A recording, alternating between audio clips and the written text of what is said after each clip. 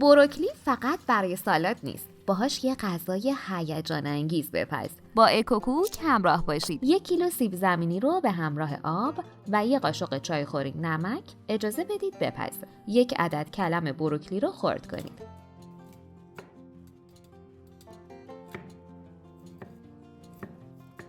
داخل آب جوش نصف قاشق چایخوری نمک و شکر بریزید و هم بزنید.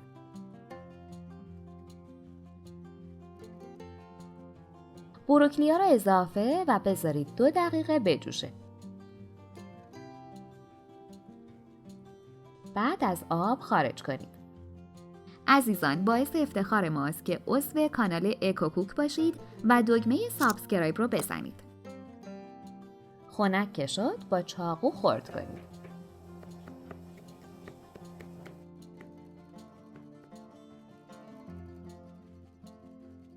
داخل تابه کمی روغن بریزید.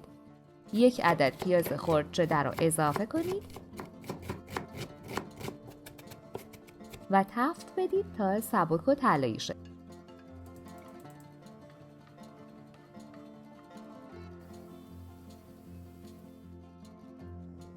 یه دسته جعفری خرد کنید.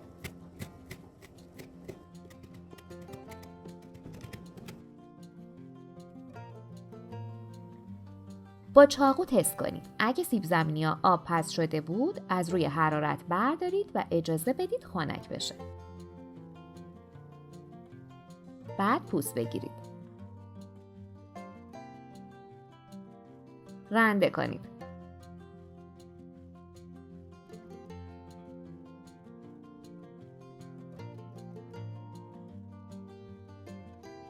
بروکلی خرد شده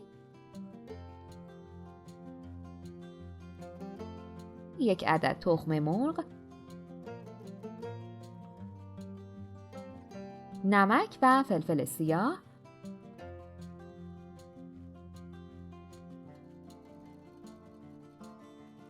صد گرم پنیر پیتزایی رنده شده، مقداری جعفری خرد شده، پیاز داغ،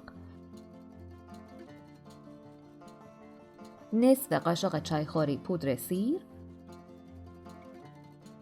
3 قاشق غذاخوری ماست پرچرب یا یونانی اضافه و مخلوط کنید.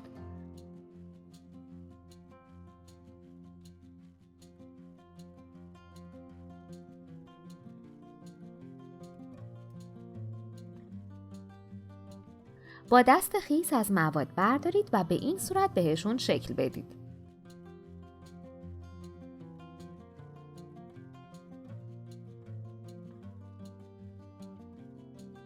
دوستان عزیزم، ما توی کانالمون کلی آموزش خیلی جالب و کاربردی داریم که نمونه‌شو هیچ کجا نمیتونید پیدا کنید. یه سر بزنید تا ببینید که چطور میتونید با مواد ساده و در دسترس کلی غذا و شیرینی‌های جدید و خوشمزه درست کنید.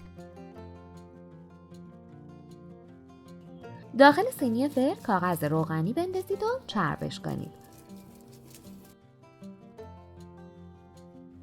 کتلت‌ها رو بچینید.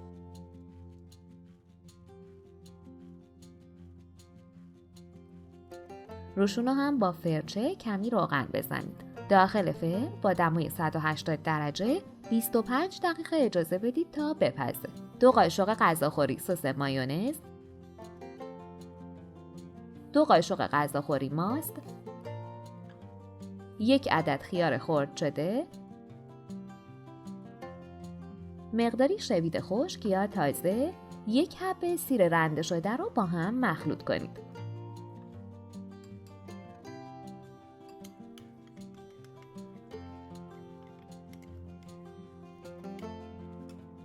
بعد اینکه کتلت‌ها پخته شدن 10 دقیقه گریل رو روشن کنید تا روی اونا به خوبی طلایی بشه.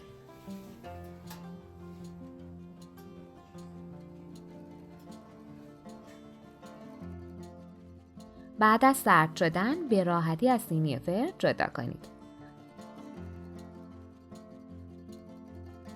کتلت‌های آماده شده رو کنار سس سرو کنید. این غذا به خاطر بروکلی فوق‌العاده مقویه. کافیه یه بار امتحانش کنی که طرفدارش میشی. نوش جان. اگه از این آموزش خوشتون اومد، باید بگم که ویدیوهای جالبتری هم توی کانالمون داریم که حتما باید ببینید. ممنون از وقتی که گذاشتید و این آموزش رو تماشا کردید. لطفاً برای حمایت از ما لایک و سابسکرایب رو فراموش نکنید.